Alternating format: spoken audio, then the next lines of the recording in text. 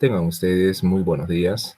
Hoy día vamos a continuar con nuestro curso de Mecánica Clásica 1, Grupo A, y vamos a continuar entonces con lo que nos habíamos quedado la última vez, que estábamos construyendo el Lagrangiano, y comenzamos construyendo el Lagrangiano de una partícula libre. Ahí habíamos llegado a que el Lagrangiano se puede escribir como un medio masa por velocidad al cuadrado, simplemente como era una sola partícula, entonces solamente un término. Ahora vamos a tener un sistema de partículas y entonces necesitamos encontrar energía cinética de todas las partículas, entonces sumamos. Pero adicionalmente, como ahora el sistema tiene partículas, tiene muchas partículas, como mínimo vamos a tener interacciones entre ellas. Y esas fuerzas de interacción vamos a manifestarlas en función de potenciales, o sea, fuerzas conservativas que provengan del gradiente de un potencial. Y ese potencial tiene unidades de energía. Y a las unidades de energía que tiene la energía cinética, vamos a aumentarle una función también de energía. Y esa función de energía va a ser justamente la energía potencial. Vamos a asumir que ese sistema sea un sistema cerrado, que no tenga interacción con partículas externas, por lo tanto no haya fuerzas aplicadas o fuerzas activas externas, y lo único que tenemos entonces son las fuerzas de interacción entre las partículas. Como digo, esas se van a manifestar en un potencial de interacción entre ellas. Vamos a asumir que ese potencial de interacción dependa únicamente de las coordenadas. Ese potencial no depende del tiempo. ¿Mm? Y vamos a querer eso porque vamos a tener en cuenta que el principio de relatividad de Galileo, ¿no? Me dice de que cuando yo mido observaciones, cuando yo calculo, ¿no? Posiciones, velocidades, aceleraciones, etcétera, de un sistema, de un objeto debido a dos sistemas de referencia, las leyes físicas que yo pueda estar midiendo, como posiciones, velocidades, como dije, o cualquier ley física, en verdad, es independiente del sistema de referencia inercial en el que nos ubiquemos. Todos miran las mismas leyes físicas, ¿no? Entonces, el que sea dependiente del tiempo este potencial va a generar esos problemas. A ver, vamos a ver por qué. El que ve el que el potencial solo dependa de los puntos donde se encuentran las partículas, tiene que ver mucho con que si yo modifico de alguna manera, por algún fenómeno mecánico, modifico la posición de una de las partículas del sistema, imaginemos un sólido rígido, por ejemplo, si yo modifico la posición de una de las posiciones del sistema, esta variación se van a manifestar sobre todas las demás partículas, porque todas están conectadas de alguna forma, ¿no? Todas están conectadas. Entonces, las otras coordenadas se van a modificar y esa modificación va a ser instantánea. Va a ser instantánea porque este potencial no depende del tiempo, ¿no? ¿Y por qué decimos que no depende del tiempo? Aquí les he preparado una presentación ya. Aquí hay una justificación por qué es válido de que el potencial no dependa del tiempo. Fíjense, tenemos un sistema, acá está en verde, ¿no? Ahí está en verde, y vamos a calcular las fuerzas de interacción entre las partículas, ¿no? Entre la partícula I y la partícula J. Yo sé que esas fuerzas de interacción, ¿no? Vienen del gradiente de un potencial, proviene del gradiente de un potencial porque ellas dependen únicamente de la distancia de separación. Estas fuerzas no necesariamente tienen que ser de tipo radial, o sea, de centro a centro. Podrían ser de otro tipo, pero que dependan de esos potenciales, que dependan de esa distancia de separación. Entonces, en ese sentido, ¿no? En B y J es una función, digo, es proporcional justo a esa distancia, ¿no? Comúnmente, por ejemplo, en una fuerza de tipo de interacción gravitatoria, depende de 1 sobre RI menos RJ, o sea, desde de la distancia, ¿no? Y del inverso de la distancia. Así yo veo, y lógicamente desde aquí observo que acá no hay ninguna dependencia temporal, por lo tanto, B y J es una función que no depende del tiempo. Y bueno, a ver, vamos a ver por qué es necesario de que esa función no dependa del tiempo. Así entonces, estoy diciendo que ese potencial de interacción solo depende de las instancias de separación. En otras palabras, solamente depende de las coordenadas. Si ven acá RI, RJ, y bueno, RI y JE en figuras, son las posiciones enésimas, ¿no? Cualquiera de cualquier partícula en el sistema. Así entonces, ya vamos a asumir entonces que el potencial debido a esa estructura no depende del tiempo en absoluto. Al decir que no depende del tiempo, ¿no? al decir que no depende del tiempo, ahora nosotros vamos a ver de que, si, como decía, si se perturba una de las coordenadas del sistema, eso, debido a la interacción que existe entre esa coordenada y todas las demás del sistema, ¿no? Bajo esas funciones que dependen de las distancias relativas entre las partículas, entonces va a haber modificación a nivel de todos los puntos del sistema. Y esos cambios no dependen del tiempo, porque el potencial no depende del tiempo. Al no depender del tiempo, esa información de interacción va a suceder en tiempo, no, ni siquiera infinito, no existe tiempo, en verdad va a suceder instantáneamente, ¿ya? Instantáneamente. Eso quiere decir que estaríamos yendo con la información a una velocidad inclusive mayor que la luz. Y eso por ahora, nosotros sabemos, ahora, actualmente sabemos de que eso no puede suceder. Sin embargo, en un mundo clásico se permite velocidades más allá de la velocidad de la luz. La velocidad de la luz en esos tiempos nunca fue un límite. ¿Mm? Entonces, al decir eso, entonces, como estoy diciendo acá, la propagación sería instantánea. No habría un tiempo definido para que suceda. Si eso sucediera, ya estaríamos hablando de que el potencial dependa del tiempo. Y no es así, como hemos visto en la pizarra, no depende del tiempo. Entonces, ¿qué querría decir? Que si nosotros estamos, como dice Galileo, estamos en un sistema de referencia y pasamos a otro, entonces esa propagación podría dejar de ser instantánea. O sea, si la propagación dependería del tiempo, esta propagación tendría una velocidad que no sería infinita, ¿no? Yo lo que quiero es que sea infinita para que la propagación sea instantánea. Y entonces, no estaría trabajando bajo el principio relativista de Galileo. ¿Y por qué? A ver, vamos a ver también eso.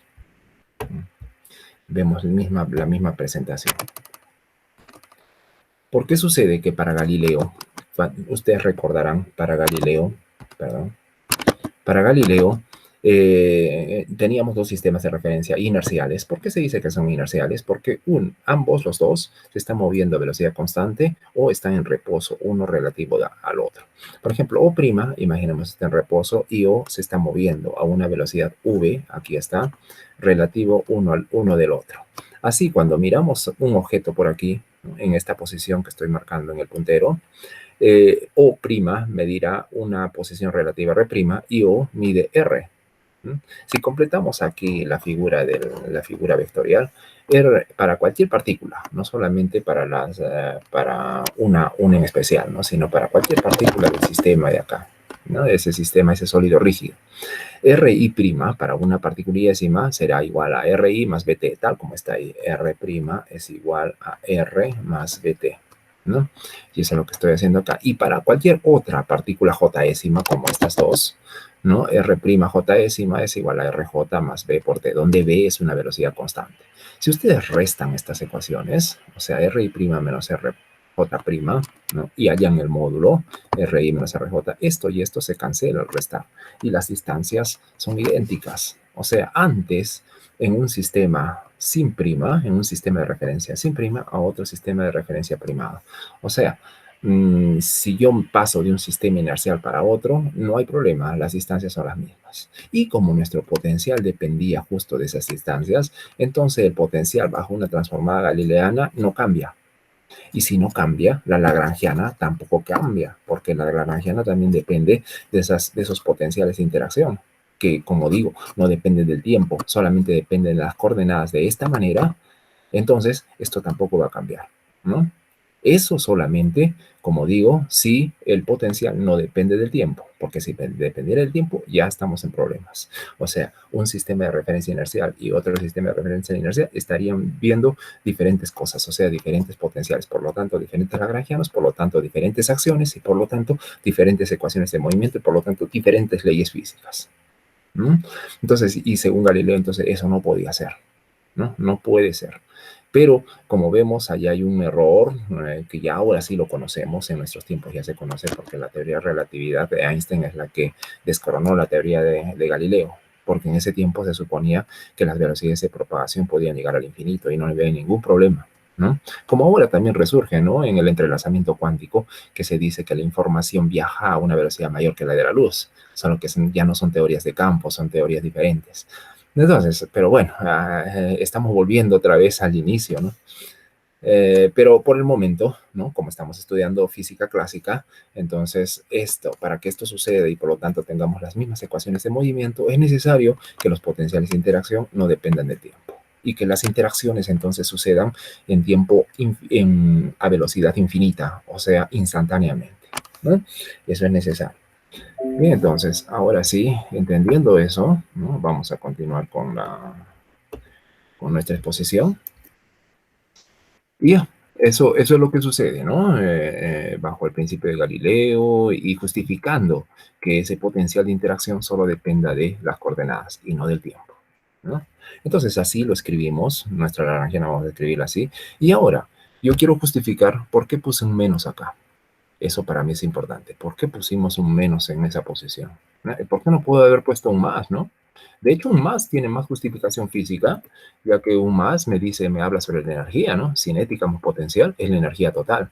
Entonces uno estaría más tendiente, si es más físico, si uno es más físico, no tanto matemático, estaría tendiente a escribir una lagrangiana que fuera la suma de esas dos y no la resta. Pero bueno, a ver, nosotros ya habíamos encontrado las ecuaciones de movimiento, ¿no? Con el método de,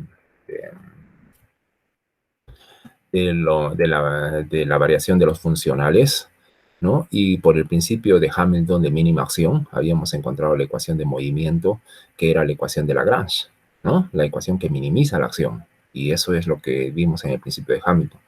Ese principio decía, o bueno, esa ley, la ecuación de Lagrange decía, la derivada temporal de la derivada lagrangiana con respecto de las velocidades, menos derivada lagrangiana con respecto de las posiciones, de las coordenadas, ¿no? Es igual a cero. En este caso estoy tomando derivadas direccionales, derivadas con respecto a vectores, ya sabemos, son derivadas, son como gradientes, ¿no? Derivadas direccionales. Y veamos, a ver, masa, a ver, derivada de L con respecto de BI, ¿no? Derivada de L con respecto de BI. ¿Dónde están las velocidades en la estructura lagrangiana acá? Solamente aquí, ¿no? Y si derivamos con respecto de la velocidad, acá tengo un producto escalar de velocidades, de vectores velocidad, B punto B, ¿no? BI punto BI.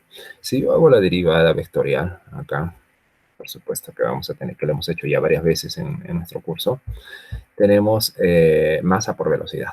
Claro, derivada del cuadrado 2 con 2 se van, queda masa por velocidad, pero cuidado en forma vectorial, ¿no? Debido a que acá yo tengo un producto escalar y lo que yo estoy hallando es la derivada con respecto al vector velocidad, o sea, una derivada direccional. Entonces acá tengo un vector también, masa por vector velocidad. Pero como la masa es constante, la derivada temporal entra para la derivada de velocidad, ¿no? Y nos queda esta acá, masa por derivada de velocidad con respecto a tiempo, menos derivada de L con respecto de los vectores de posición. ¿Y dónde tenemos los vectores de posición? Los tenemos acá, ¿no? Entonces, menos por menos, más derivada de B con respecto de derivada de B con respecto de R, ¿no? O sea, la derivada direccional. Como era más acá, ahora viene para acá es menos. Y como yo sé que la derivada, el gradiente de B menos es la fuerza, pues sustituyo eso. ¿Y qué tenemos acá? Fuerza es igual a masa por aceleración. La derivada de velocidad con respecto al tiempo es aceleración. Y tengo la segunda ley de Newton. Entonces, es necesario que en la estructura de la Lagrangiana tenga un menos V acá y no más, con el propósito de que se ajuste a la ecuación de Newton, que es bien conocida, que es la primera de las ecuaciones y la más importante aquí, en toda la mecánica clásica, en toda la mecánica teórica analítica. Entonces, es necesario, si yo quiero que fuese igual a masa por aceleración, es necesario que la lagrangiana en la estructura del cálculo variacional tenga un signo menos acá. Y eso justifica entonces por qué ponemos lagrangiana igual cinética menos potencial. ¿Mm? Entonces, ya hemos justificado por qué no depende del tiempo, si no estaríamos violando uno de los principios fundamentales de Galileo, que dice que las leyes de la física son las mismas para cualquier sistema de referencia inercial. Y ahora vamos a dar una fineza, un poquito más, hablemos de estas ecuaciones, ¿no? De esta lagrangiana que tiene ahora esta estructura para un sistema de partículas. Primero, a ver, veamos, como no depende el potencial del tiempo, Ahora yo podría decir, el lagrangiano mismo tampoco depende del tiempo. Y en ese sentido, entonces, los cambios en el tiempo, por ejemplo, si yo hago un cambio t por un tiempo t más una constante adicional de tiempo, o sea, hago una traslación temporal, ¿qué pasaría en mi ecuación? Vamos a mirar qué pasaría acá. Si yo derivo, acá tengo una derivada segunda de la posición respecto al tiempo, ¿no? Igual que derivada primera con respecto al tiempo. Tengo también una derivada segunda. Y así hago una traslación temporal, y si yo coloco acá, en lugar de t, colocamos t más t', siendo t' una constante que está trasladando el tiempo nada más, la diferencial de una constante es cero, y vuelvo a tener diferencial de t.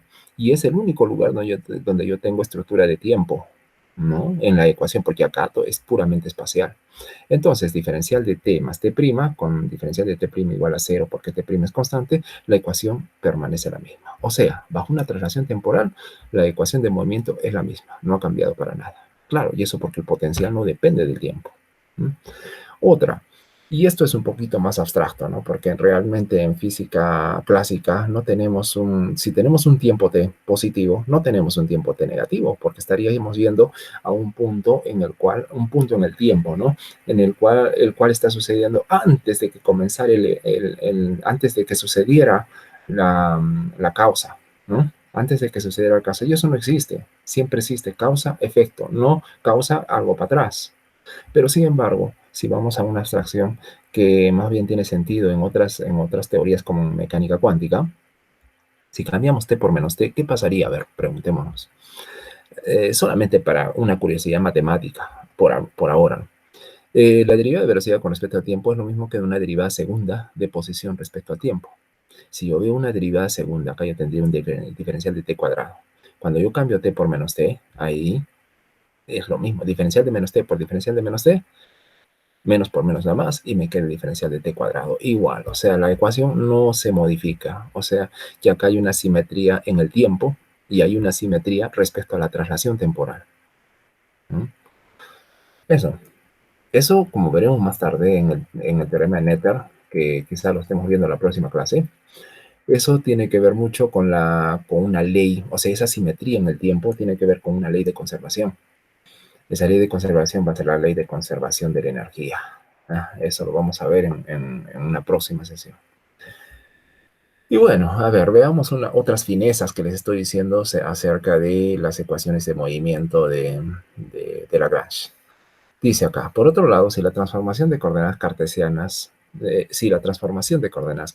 a generalizadas, o sea, queremos trabajar en coordenadas generalizadas y no en cartesianas únicamente, o sea, estas ecuaciones que tenemos acá arriba, ¿no? Esta acá está en función de coordenadas cartesianas, o sea, bueno, en función de coordenadas de posición. Pero yo quiero trabajar con coordenadas generalizadas, o sea, coordenadas que solamente dependan de los grados de libertad, no de todas las coordenadas posibles, sino solamente de los grados de libertad. Y por lo tanto, esas coordenadas generalizadas no necesariamente tienen que tener unidades de metro, pueden ser unidades de ángulo, pueden ser unidades de otras cosas mucho más abstractas. Entonces, cuando tenemos eso, y las coordenadas generalizadas las denominamos por Q alfa, y alfa y beta corresponden a los grados de libertad, ¿no? Entonces, la lagrangiana se puede escribir en general de esta forma: un medio, una función de masa que no es exactamente la masa, por Q alfa punto, Q beta punto, que serían las velocidades, ¿no? Acá no tengo una forma cuadrática, b cuadrado, como en el caso de coordenadas cartesianas, ¿no? En general, acá hay un producto Q alfa punto por Q beta punto, las derivadas temporales de las coordenadas generalizadas, menos el potencial en coordenadas generalizadas, en el espacio configuracional de coordenadas generalizadas. Vamos a ver cómo esta fórmula debíamos haberlo probado antes, ¿no? Donde m alfa beta viene a hacer esto, pero no importa, vamos a probarla ahora. Entonces, nos concentramos en eso y tengo acá preparado, no, vamos a ver por aquí. Miren aquí. Nosotros habíamos tenido energía cinética, un medio, masa, velocidad y al cuadrado. Esto está en coordenadas cartesianas simples. Aquí no hay grados de libertad ni coordenadas generalizadas. Estas son coordenadas cartesianas simples. Vamos a pasar a coordenadas generalizadas y hagámoslo. A ver, si estas velocidades son las derivadas con respecto al tiempo de la posición, ¿no? Con respecto al tiempo de la posición, la velocidad, si es la derivada con respecto al tiempo, y además esas coordenadas de posición en coordenadas cartesianas son funciones de las coordenadas generalizadas. Esas coordenadas cartesianas son función de las coordenadas generalizadas bajo la transformación que voy a hacer de coordenadas generalizadas a cartesianas o de cartesianas a generalizadas. Ya sabemos que la transformación también es inversa. Entonces, debido a que BI depende de las coordenadas generalizadas, hagamos una regla de la cadena para encontrar esa derivada temporal de la posición, que es la velocidad. Entonces vemos, miren, derivada de la posición con respecto de las coordenadas generalizadas por la derivada de las coordenadas generalizadas con respecto a tiempo. O sea, es justamente derivada de RI con respecto a t, que es la velocidad. Eso es lo que estoy haciendo. Asumamos que esas coordenadas generalizadas dependen también del tiempo, cosa que no es nuestro caso. En nuestro caso, hemos dicho que esas coordenadas no dependen del tiempo, los potenciales no dependen del tiempo, no hay dependencia temporal en nuestro problema, ¿no? En el problema que estábamos resolviendo de la lagrangiana. Pero por ahora, a ver, asumamos de un modo general que también las coordenadas de posición dependan del tiempo. Entonces nos faltaría ya, para la regla de la cadena total, derivada de RI con respecto del tiempo, ¿no? Ya que estamos hallando la derivada temporal de la posición para encontrar la velocidad. Y esta derivada, entonces tenemos toda la regla de la cadena acá, elevada al cuadrado, ¿no? Tenemos que elevar al cuadrado esto. Acá tengo unas operaciones con alfa, beta. Vamos a ver cómo lo hacemos, ¿ya? Llevemos todo esto, toda esta expresión, a resolverla en nuestra pizarra.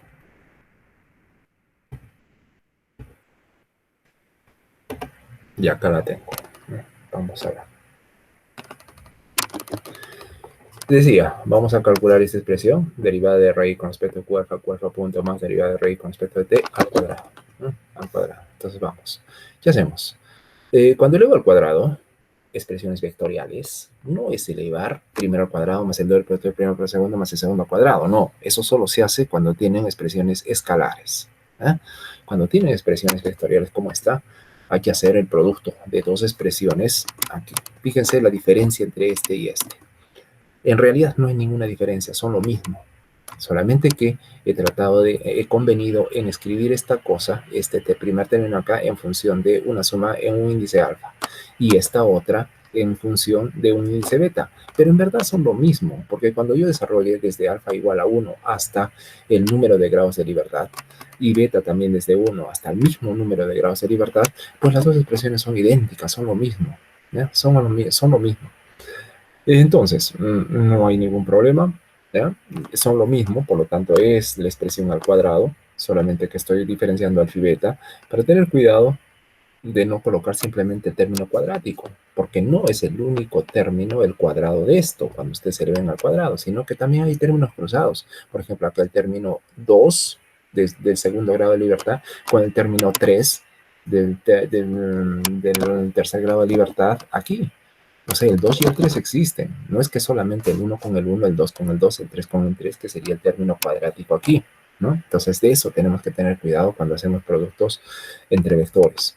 Así entonces, multiplicamos, a ver acá, en producto escalar, ¿no? Porque el cuadrado implica producto escalar en vectores.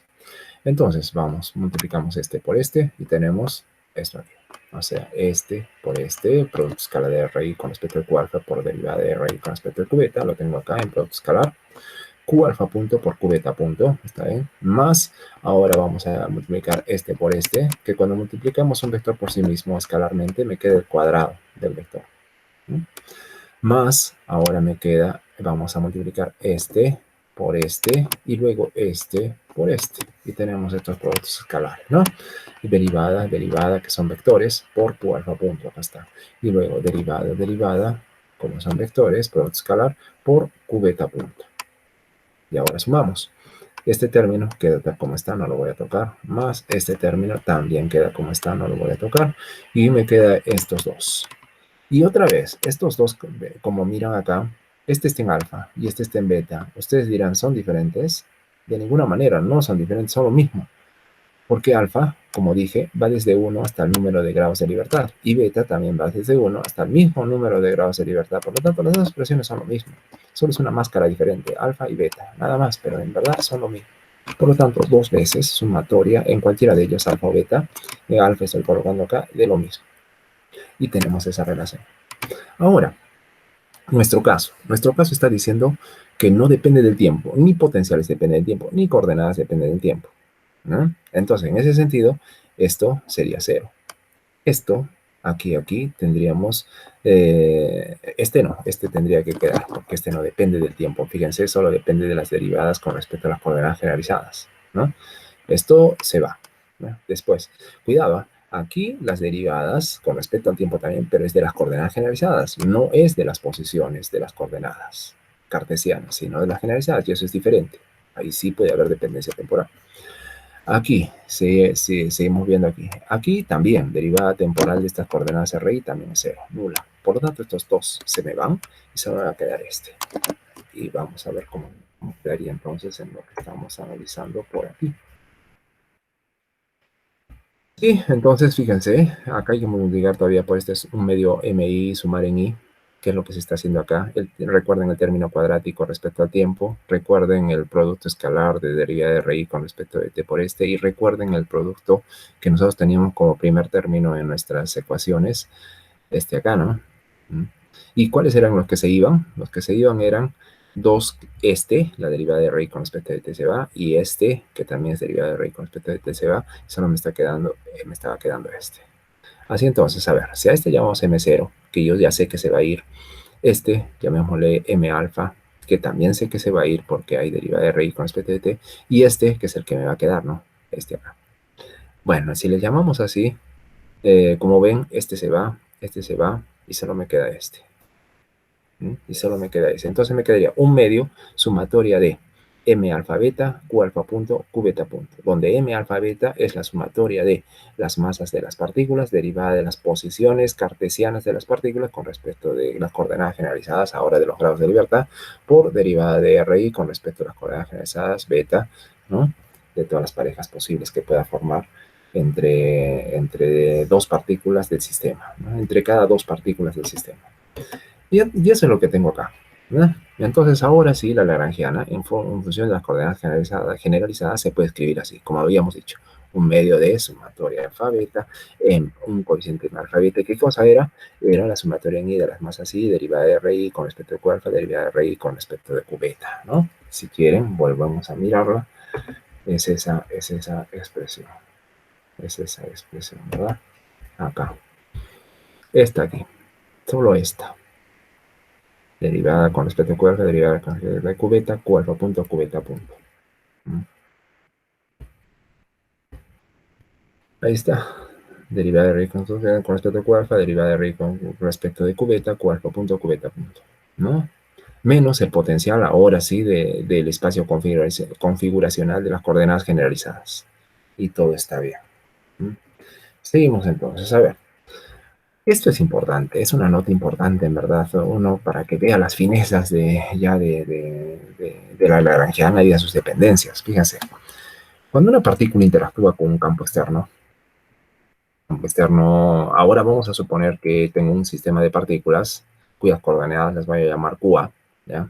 Y sus velocidades generalizadas QA punto, y por lo tanto la energía cinética de todos esos elementos de mi sistema va a ser dada por esta.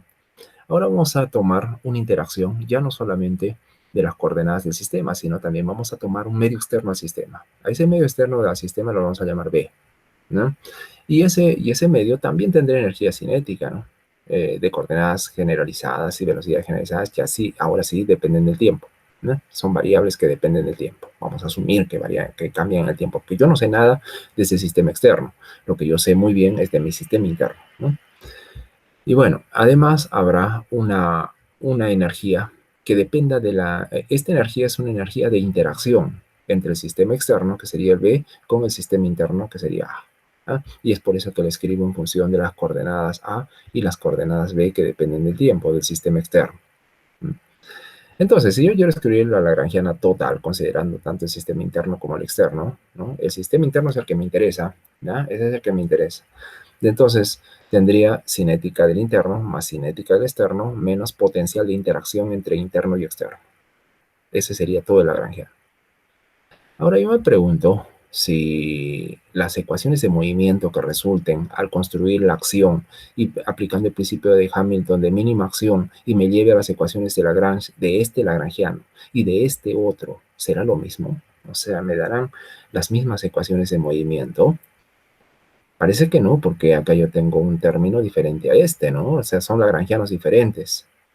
Pero recuerden que hay una relación que habíamos dicho.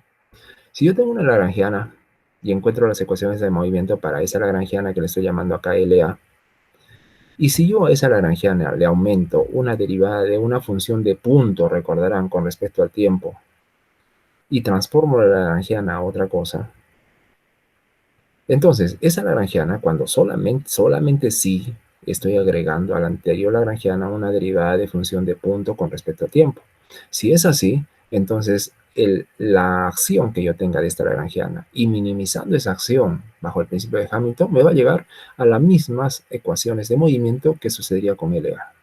Entonces tendrían las mismas ecuaciones de movimiento. Eso ya lo vimos, era una observación bastante importante, ¿no?, de las transformaciones de lagrangianos.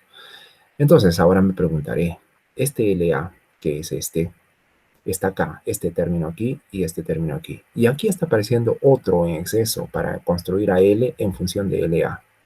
Y yo pregunto, este que depende del tiempo, ¿se podría escribir como una derivada de función de punto que dependa del tiempo? Sí se puede, por lo mismo que depende del tiempo. O sea, uno busca una antiderivada, o sea, una integral de esto, y busco ese f.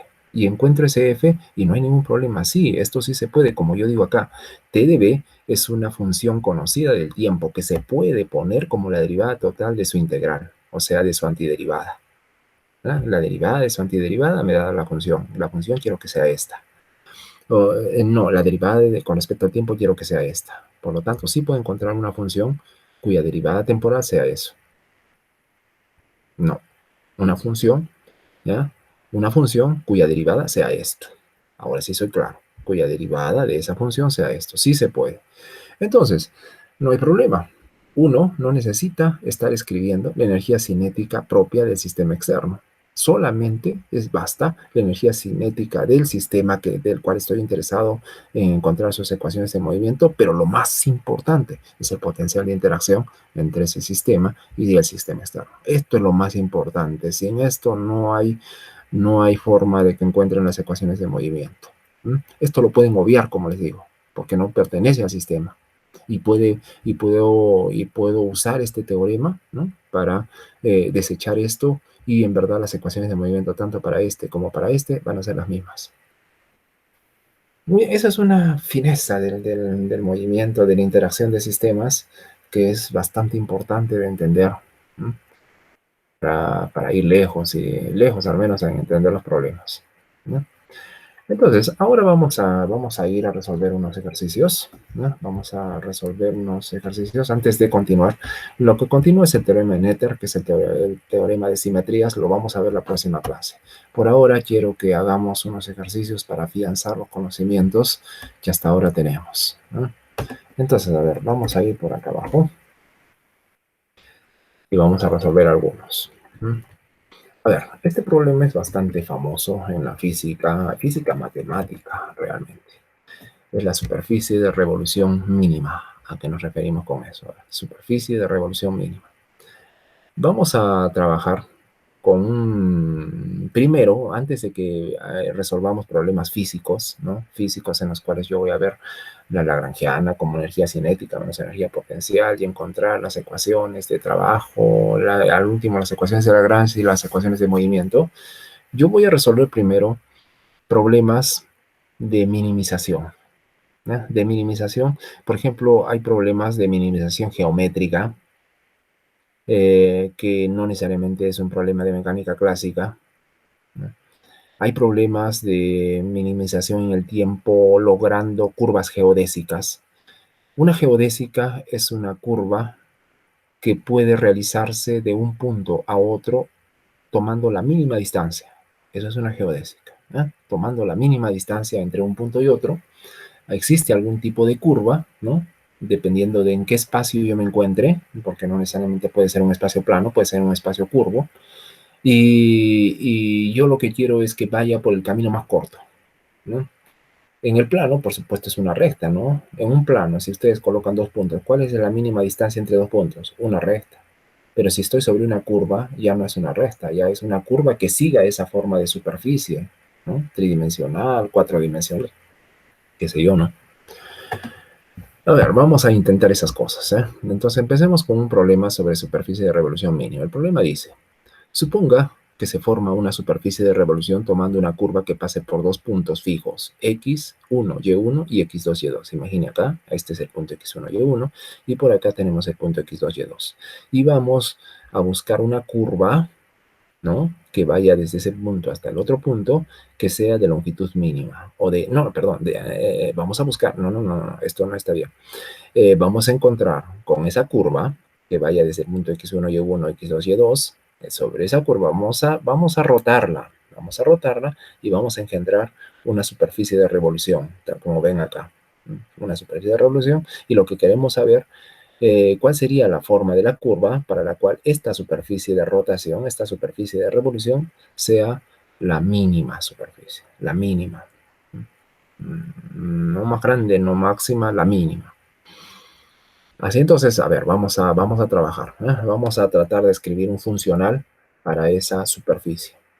Para eso, vamos a dividir en pequeñas tajadas, en pequeñas láminas, esta figura de revolución que se ha logrado, ¿eh? Así entonces vamos a pasar una superficie transversal al sólido de revolución, perpendicular al eje de revolución, que lo tenemos por acá. Y una muy cercana a ella, a una distancia diferencial de S sobre la curva, tan cercana una de la otra, una rodaja de la otra, tan cercanas, que diferencial de ese ni siquiera se mire, que no se mire como esta línea tendida, sino como una línea recta, casi recta, debido a que están muy cercanas entre ellas.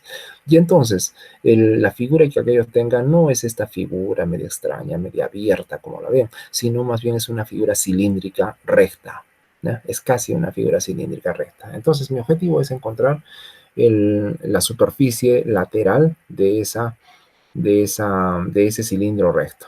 ¿Cuánto será? El área de un cilindro, superficie lateral de un cilindro, es 2pi radio, donde radio es el radio de la base, por la altura. Eso es el área de una lateral de un cilindro. Entonces, por eso, 2pi radio, que vamos a llamarle x, cualquier x, no x1, y1, que son x1, x2, que son los puntos de los extremos de la curva, sino cualquier x. Entonces, radio 2pi x es radio x por la longitud del cilindro, la altura del cilindro, que sería este diferencial de s. Pongámosle diferencial de s. Eso es igual entonces a 2pi x. ¿Y ahora qué cosa es diferencial de s cuando tenemos la distancia, el arco entre dos puntos? Entre dos puntos que estén muy cercanos, xy y x más de x, y más de y. La distancia de una longitud de arco sería raíz de diferencial de x cuadrado más diferencial de y cuadrado. Es bien conocido, no hay problema. Ahora vamos a factorar en esta ecuación. Vamos a factorar diferencial de x cuadrado. Si factoro ese diferencial de x al cuadrado, me va a quedar 1 más diferencial de y sobre diferencial de x al cuadrado. ¿Sí? Y ese diferencial de x, como es al cuadrado, lo saco fuera de la raíz y queda acá afuera, diferencial de x. Esa derivada de y con respecto de x, nosotros le vamos a llamar y punto. Ojo, esta notación en mecánica, ya sabemos que este punto es la derivada temporal. Pero ahora no, ahora como estamos en un problema geométrico y no tiene que ver nada aquí el tiempo, esa x la vamos a llamar algo parecido al tiempo, ¿no? Y vamos a convenir que esa derivada de y con respecto de x vamos a escribirla como y punto, ¿no? No es la derivada temporal acá, es una derivada con respecto a la coordenada independiente de nuestro problema, ¿no? Entonces y punto. Así entonces acá que yo tenía derivada de y con respecto de x al cuadrado, ahora será y punto al cuadrado, ¿no? Y ahora, ¿cómo calculamos el área? El área de la superficie lateral de esta figura, de esa curva que va a rotar en revolución y va a engendrar una superficie. El área será la integral de esto. ¿Desde dónde? Para diferencial de x, desde x1 hasta x2. Y calculamos 2pi integral de x1 a x2 de x raíz de e y toda esa cosa. Ahora miren la estructura. El área ya no es una función, ahora es un funcional. ¿Por qué digo que es un funcional? Porque esta es una función de función. Miren acá, esta expresión acá es una función de x Y a su vez y es una función del tiempo, ¿no? O perdón, ¿qué estoy hablando? Y es una función de x, de esta x. El tiempo no existe acá. Y es una función de x. Entonces, aquí yo tengo para el área una función de función, o sea, un funcional. Y vamos a resolverlo minimizando, porque lo que nos piden es el área mínima, superficie engendrada mínima. Entonces tenemos que minimizar ese funcional. Y ya sabemos, ¿cómo se minimiza funcionales? Por por el método del cálculo variacional. Y el método de cálculo variacional me lleva a la ecuación de Lagrange. ¿Que cómo se me lleva acá a la ecuación de Lagrange? A ver, vamos a escribirla por allá, ¿ya? Vamos a escribirla en una presentación. Quiero la ecuación de Lagrange para el caso de geometría y no para un problema de física como nosotros estamos acostumbrados, ¿no? Con nosotros estamos acostumbrados a lo siguiente: derivada temporal, ¿no? Derivada temporal de la derivada de L de la lagrangiana, ¿no? Vamos a escribir bonito, ¿no? Sí, vaya. Derivada de la lagrangiana con respecto de las coordenadas q punto alfa, ¿no? Menos derivada de L con respecto de q alfa igual a 0. Esa era nuestra ecuación, ¿no? Cuando la lagrangiana, ¿no? Cuando esa lagrangiana era una función de q alfa y q alfa punto, ¿no? Cuando era función de eso. Ahora nosotros estamos con una función de superficie lateral que hemos dicho que es un funcional. Es un funcional que depende ahora de qué cosas, de y también depende de y punto, donde recordarán y punto era la derivada de y con respecto de x, ¿no? Con respecto de x. Ya, ahora, ¿cómo lo veremos? ¿Cómo veremos entonces ahora nuestro problema, ¿no? Este problema acá. La derivada temporal, que correspondía a los puntos acá, que correspondía a los puntos encima de las letras, ahora es x, la variable es x. Entonces acá tendremos que verlo así: derivada con respecto de x de... A ver, escribamos bonito estas cosas acá. Derivada con respecto de x de derivada de L. ¿Quién es L ahora? Ahora nuestra función es esa función que depende de y punto. O sea, derivada de S con respecto de ¿qué cosa? Q hace las veces de y ahora, de y punto, ¿no? Menos derivada de S con respecto. ¿Quién hace las veces de Q alfa? Ahora Q alfa hace las veces de y. O sea, derivada de S con respecto de y igual a 0. Y eso es lo que tenemos que hacer, ¿no? Eso es lo que tenemos que hacer. Recuerde que S tenía la forma, si no me equivoco, ahorita la rectificamos si me estoy equivocando, y raíz de 1 más y punto al cuadrado, creo. Bonito aquel punto. Vamos a poner bonito. Entonces y punto al cuadrado raíz, ¿no? Eso creo que era. Ya, entonces tenemos eso. Esto también se puede escribir y quizás de repente yo lo voy a escribir así en lo que estamos desarrollando. Derivada de S con respecto de Y menos derivada con respecto de X de derivada de S con respecto de Y punto, ¿no? Igual a 0. Ya, en cualquiera de las dos formas. Vamos a ver cómo está en nuestro trabajo. Aquí está. Ah, no, teníamos X, ¿no? X raíz de 1 más Y punto al cuadrado. Arreglemos eso, ¿no? Para que vamos.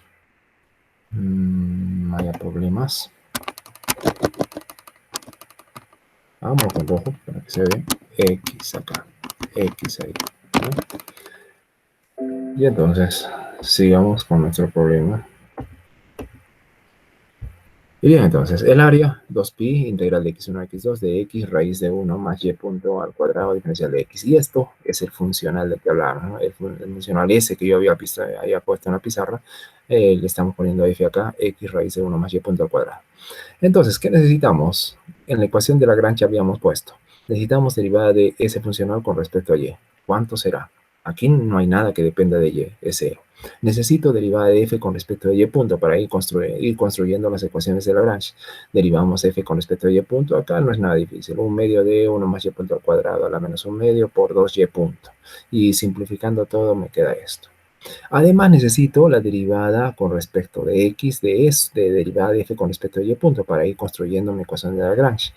Cuando derive con respecto a x, bueno, hay que hacer los cálculos. Esto debe dar 0, dice, ¿no? Debe ser, no sé. Me parece extraño que sea. Parece extraño que sea, porque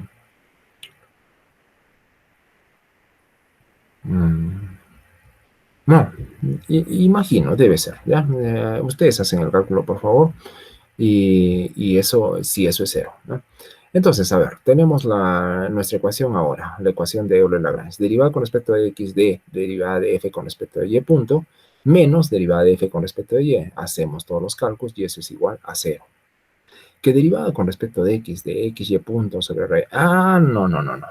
Yo estoy pésimamente mal.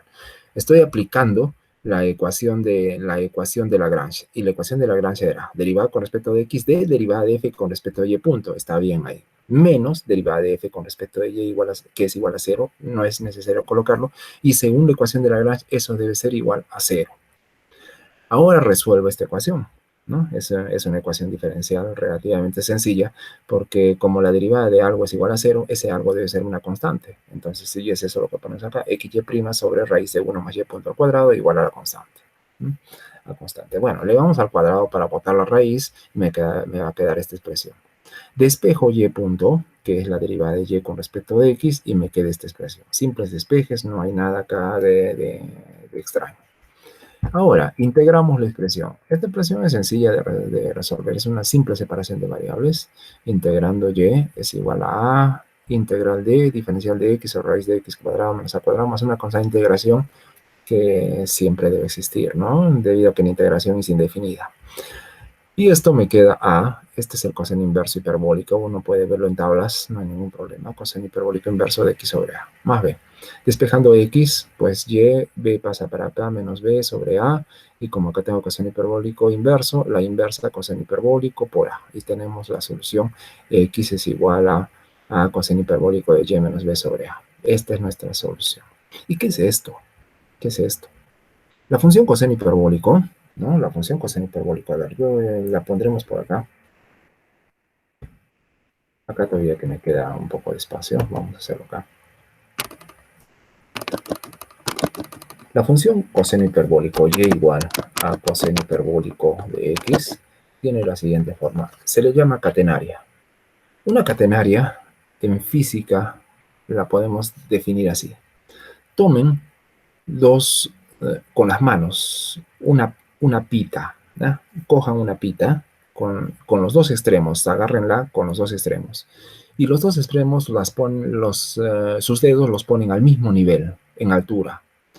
La forma que deja la cuerda por simple peso que deja en forma dependiente de una curva ahí, esa curva es justo la función coseno hiperbólico.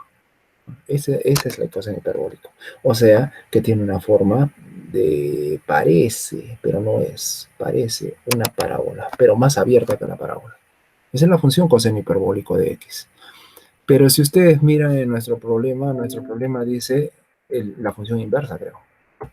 La función inversa, a ver, veamos. Sí, porque no es y igual a coseno hiperbólico de x, sino x igual a coseno hiperbólico de y menos b. Entonces lo único que tenemos que hacer es pasar de eje, ¿no?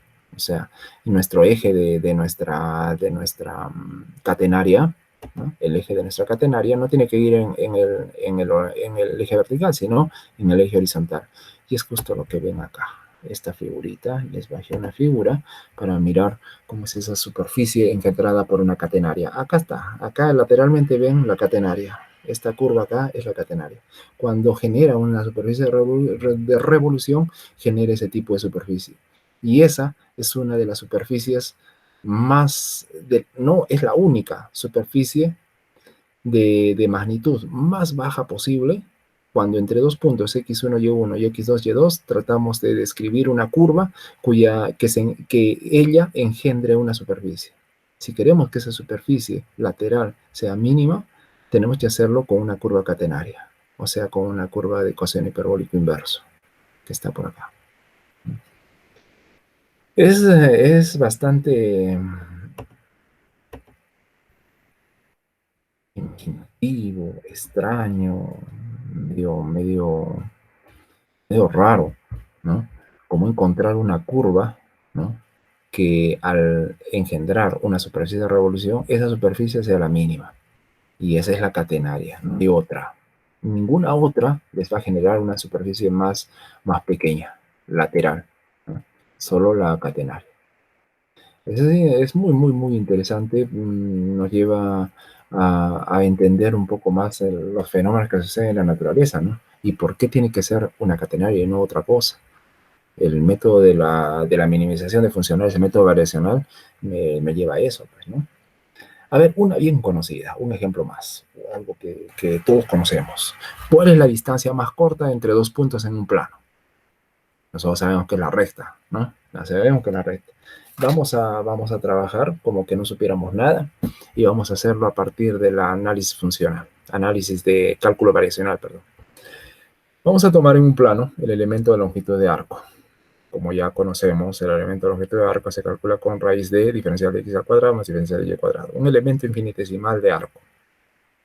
Para encontrar ahora el arco de toda una curva que pase entre dos puntos 1 y 2, yo tengo que calcular el integral, ¿no? Integral de 1 a 2 de todos esos diferenciales de arco que corresponden a esas particiones infinitesimales de la longitud de la curva que pasa entre 1 y 2. Sumamos, nos queda integral de x1 a x2 de raíz de, lo mismo que en el problema anterior, aquí yo puedo factorar diferencial de x cuadrado, lo saco afuera, fuera de la raíz como diferencial de x, y acá dentro me queda 1 más derivada de y con respecto de x al cuadrado, que es y punto al cuadrado. Y ahora nuestro funcional lo identifico, es esa parte, el integrando de esta expresión. Ese es el funcional que me interesa. Es una función de función, porque y es una función de x y a la vez f es el funcional, que es función de función. Función de y, que es función a su vez de x. Ahora vamos a nuestras ecuaciones de Euler-Lagrange. Necesito la derivada de f con respecto de y, necesito la derivada de f con respecto de y punto, y necesito la derivada con respecto a x. Ya no es con respecto al tiempo como sucedía en Lagrange normal en mecánica. Acá la variable tiempo está cambiada por la variable x de derivada de f con respecto de y punto, ¿no? Y vamos a calcular. La derivada de f con respecto de y no hay, porque acá tengo y punto, no y, entonces la derivada es 0. Ojo, y punto son independientes. Derivada de f con respecto de y punto, la derivada es sencilla, no hay problema. Ahora aplico la ecuación de Euler-Lagrange, dice que la derivada con respecto a x de derivada de f con respecto a y punto, menos derivada de f con respecto a y, que es 0, me queda solo esto, igual a 0. Integro, ahora integramos esto, y y punto sobre raíz de 1 más y punto al cuadrado debe ser igual a c, ya que como la deriva es igual a 0, entonces esa cosa debe ser igual a una constante, ¿no? Derivada de constante igual a 0. Y acá despejamos y punto igual a c, ya, es resolver esta ecuación. Hay que elevar al cuadrado. Y punto al cuadrado es igual a c por 1 más y punto al cuadrado. Resuelvo y me va a quedar esto, una constante, un despeje de constantes simples. Despejando y punto de la ecuación, ¿no? Me va a quedar c sobre raíz de 1 menos c cuadrado. Como c es una constante, entonces esta es otra constante más. ¿Y cuál es la solución de la ecuación derivada de y con respecto de x igual a a? Será pues y igual a x más b, que es la ecuación en el plano de una recta, ¿sí? Es la ecuación de una recta. Entonces, fíjense, el trabajo parece medio arduo, ¿no? Por determinar funcionales, aplicar la ecuación de Euler-Lagrange, y finalmente para lograr la ecuación de una recta, que es lo que conocemos muy bien, ¿no? Pero esta es una forma interesante de un problema muy sencillo, descubrir que realmente la ecuación de Euler-Lagrange es la ecuación de minimización de un funcional, ¿no? De un funcional que en este caso es este raíz de 1 más y punto al cuadrado. Bien, ahora vamos a ver un problema muy famoso, ¿no? que en verdad nació con la teoría del cálculo variacional, que se llama el problema de la braquistocrona. Ese problema es de interés histórico. Me determina la trayectoria entre dos puntos en el plano. Bueno, acá estamos en el plano nada más. Entre dos puntos que hace que viaje una partícula en el mínimo tiempo posible. En el mínimo tiempo posible. ¿Cuál será esa trayectoria? De repente no es la línea recta, ¿no? De repente no es la línea recta. Vamos a ver. A ver, como yo necesito el tiempo entre los puntos 1 y 2 y tengo que minimizarlo, vamos a tratar de escribir el funcional del tiempo. A ver, sea B la velocidad a lo largo de la curva, una velocidad tangente a la curva, entre los puntos 1 y 2, por ahora desconocida, no sé ni qué cosa será. Y yo sé que velocidad es derivada de S con respecto de t, ¿no? Donde S es el desplazamiento, la longitud de arco, le estoy diciendo acá. Velocidad derivada de S con respecto de t. Si despejo diferencial de t, me va a quedar diferencial de S sobre B, que sería acá T1, vamos a tomar el tiempo entre el punto 1 y 2, sería la integral de 1 a 2 de diferencial de S sobre V. Ahora, vamos a aplicar conservación de la energía, que nosotros conocemos bien. Acá hay una partícula moviéndose bajo fuerzas conservativas que serían la gravedad simplemente, no hay más. Asumamos que sea eso. Entonces, vamos a tomar un nivel de referencia acá, a nivel del punto 2. Tomemos ahí nuestro nivel de referencia. Y entonces la altura aquí sería la altura desde 2 hasta 1, ¿no? A eso le llamémosle Y, ¿no? Por lo tanto, la energía potencial sería masa, gravedad, altura desde acá arriba. Mira, desde acá arriba, desde un nivel de referencia en 2. Y la partícula en 2 va a llegar con una velocidad v, donde ya no hay energía potencial porque estamos a nivel de referencia, y tendremos una energía cinética, un medio masa velocidad al cuadrado en el punto 2. Igualando por conservación de energía, un medio masa velocidad al cuadrado igual a masa gravedad altura, ¿no? La altura es esta hasta la posición Y, o cualquier otra posición, ¿no? Se nos antoja cualquier otra posición, no necesariamente los puntos 1 y 2. Puede ser el punto 1 y otro, puede ser otro y otro, no sé, ¿no? Pero en verdad, ahí está, ahí tienen la ecuación. Así entonces despejamos la velocidad, raíz de 2 veces g, gravedad por altura, e introducimos en nuestra ecuación, ¿no? En nuestra ecuación, como ustedes recordarán, diferencial de S es en el plano raíz de diferencial de x cuadrado más diferencial de y cuadrado. Si yo factoro el diferencial de x cuadrado como hacíamos en los problemas anteriores, acá tendría 1 más y punto al cuadrado, donde y punto es derivada de y con respecto a x, ya sabemos, y sale afuera el diferencial de x. Justo lo que tengo acá, raíz de 1 más y punto al cuadrado por diferencial de x, para diferencial de s. Y b, como vemos, es raíz de 2gy. Lo pongo acá, raíz de 2gy, por diferencial de x. Ahora, ¿quién será nuestro funcional? El funcional ahora es todo esto. Una función de funciones, una función de y a su vez y es una función del tiempo. T, entonces, es un funcional. Queremos minimizar ese funcional. Entonces, escribimos para nuestro funcional interno acá, sería raíz de 1 más y punto al cuadrado sobre 2gy. Ojo, ¿cuál es la diferencia entre este funcional y los otros dos que habíamos encontrado en los ejercicios anteriores? Que en los ejercicios anteriores dependían de y punto, ¿no? Y acá había un x a lo máximo en el problema de la catenaria. Aquí hay un y además, ¿no? Un poquito ha cambiado el problema, un poquito más difícil. Hagamos ahora las ecuaciones, los ingredientes para la ecuación de Lagrange.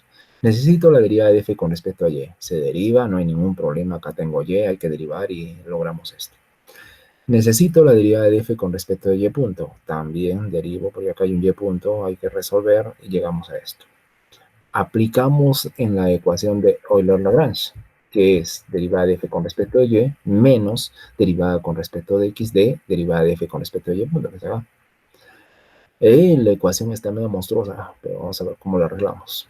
Simplificando todo esto, esto es 2y, y 2 puntos, más 1 menos y punto al cuadrado igual a 0. Una ecuación aparentemente media complicada porque tenemos formas bilineales, ¿no? Y por y 2 puntos es bilineal. Y punto al cuadrado es bilineal. Entonces, a ver, vamos a ver cómo hacemos para resolver eso. Hay técnicas. Asumamos que y punto es otra función p. Si hacemos eso, vamos a tener en la ecuación aquí, despejando y 2 puntos. Bueno, y 2 puntos, de hecho, miremos antes de despejar, y 2 puntos sería p punto, o sea, derivada de p con respecto de x. Pero p es una función, es posible que sea una función de y. De hecho, si y punto es igual a p, p puede ser una función de y. Entonces, hagamos regla de la cadena acá. Tenemos derivada de p con respecto de y por derivada de y con respecto de x. Esto es derivada de p con respecto de y derivada de y con respecto de x sabemos que es y punto.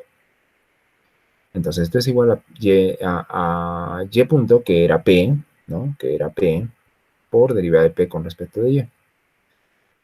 Y entonces en la ecuación diferencial ahora, que es la ecuación diferencial que teníamos, vamos a reemplazar. Y tendríamos 2y por y dos puntos, y y dos puntos será hasta aquí, p derivada de p con respecto a y. Acá, p derivada de p con respecto a y. Más 1 más, y punto es p al cuadrado igual a 0. Es bonito porque ahora ya es solamente un problema de separación de variables, si se fijan, a ver. Acá tengo 2p diferencial de p y este 1 más p cuadrado voy a pasarlo para el lado de p, que sería acá bajando, porque esto lo pasa para el otro lado restando, menos 1 más p cuadrado, y el menos 1 queda ahí y multiplico por este diferencial de y bueno, y y también está quedando por ahí, y aquí está mal, porque acá debería de ir diferencial de y arriba y abajo, ¿sí? Sí, porque el diferencial de y estaría subiendo para allá y esto está mal. Es diferencial de y sobre y. Un lapsus acá. Ahora, integremos esta expresión. Ahora todo está en función de p en el lado izquierdo, todo está en función de y en el lado derecho. Ojo, acá es al revés. Entonces, al integrar aquí, veo fácilmente, ¿cuánto es la derivada de 1 más p cuadrado? 2p. O sea, tengo el logaritmo de 1 más p cuadrado. Acá, diferencial de y arriba de y abajo, logaritmo de y, menos logaritmo de y. Más una constante que le voy a poner el logaritmo de k como para poder facilitar mi expresión a una expresión simple, sencilla. Cuando menos logaritmo de y lo pase para acá, va a quedar una suma de logaritmos, que sería el logaritmo del producto, o sea, logaritmo de y por 1 más p cuadrado, que es igual al logaritmo de k, los logaritmos se van y me queda una expresión como esta. Así de simple. Entonces, seguimos, a ver, esto quedaría y por 1 más, pero p era y punto, entonces le ponemos 1 más y punto al cuadrado igual a k. Ahora despejo y punto, ¿no? Despejamos y punto. En forma diferencial, y punto era derivada de y con respecto de x. Bueno, es acomodar, hacer arreglos acá y expresar de esta manera. No hay ningún problema, eso no es nada difícil, ¿no? Esto es lo mismo que esto. Ahora vamos a hacer un cambio de variable, porque acá las integrales están medias extrañas. Habría que integrar en un lado y en el otro, ¿no? Pero acá la integral está un poco fea, porque tengo y arriba, acá menos y abajo, tendría que hacer una sustitución trigonométrica para resolver. De hecho, sí, vamos a hacer una sustitución trigonométrica de esta forma. A ver, y igual acá medios por 1 menos coseno de teta, pero yo sé que 1 menos coseno de teta sobre 2 es seno cuadrado de teta medios, es la identidad de ángulo a mitad. O sea, en verdad la variable de transformación que vamos a hacer es una sustitución trigonométrica k seno cuadrado de teta medios. Bien, entonces vamos a hacer eso. A ver, yo necesito diferencial de x. ¿Cómo hacemos para encontrar diferencial de x? Sustituir todas estas cosas. Y, está acá k seno cuadrado de teta medios, lo meto aquí. K menos y, acá vamos a tener k menos y, que es esto. O sea, factorando k ahí me quedaría 1 menos seno cuadrado de teta medios como factor. Y 1 menos seno cuadrado de teta medios, coseno cuadrado de teta medios. Seno cuadrado sobre coseno cuadrado, tangente cuadrado, sale de raíz, afuera tangente. Qué bonito. Una simplificación bastante sencilla. Pero a su vez también necesito diferencial de y. A calcular el diferencial de y de acá sería 2k seno de teta medios por coseno de teta medios por derivar el argumento un medio. Bueno, todo eso lo metemos acá, ¿no? Arreglamos todo eso acá y nos queda esta expresión. Diferencial de x igual a k seno cuadrado de teta menos diferencial de teta. Una expresión mucho más sencilla que esta, ¿no? Haciendo el cambio de variable sencillo este acá. Ahora sí, ese es el propósito de usar transformada para usar cambios de variable, ¿no? De tipo trigonométrico. Entonces, si integramos acá, ya es una cosa sencilla. Hay que integrar seno cuadrado. Y integrar seno cuadrado, si ustedes desean usen tablas o simplemente pónganse a integrar, ¿no? Y integrando nos queda esto. X igual a k medios por teta menos seno de teta más una constante. A ver, nuestro movimiento vamos a suponer que empiece en el origen de coordenadas. O sea, en un punto donde x valga 0. Si en ese punto x igual a 0 hacemos teta igual a 0, como ahorita vamos a ver en el gráfico de la figura, ¿no? Que resulte, pero bueno, vamos a suponer que en x0 teta valga 0, o sea, en el punto de inicio. Si fuera así, aquí me sale k1 igual a 0. Con esa condición me saldría k1 igual a 0. Y la ecuación sería esta sencilla. Y ahora, y, ¿cómo encuentro y? Y es fácil porque es desde acá, ¿no? K medios por 1 menos coseno de teta. Simplemente eso, K medios por 1 menos coseno de teta. Y esta es la ecuación que me resulta, finalmente. X igual K medios por teta menos seno de teta y Y igual a K medios por 1 menos coseno de teta. Esta es una ecuación paramétrica de una curva en el plano XY. De hecho, estamos trabajando en el plano XY y estamos analizando las cosas en el plano XY. Cuando la partícula está sometida a la aceleración de la gravedad.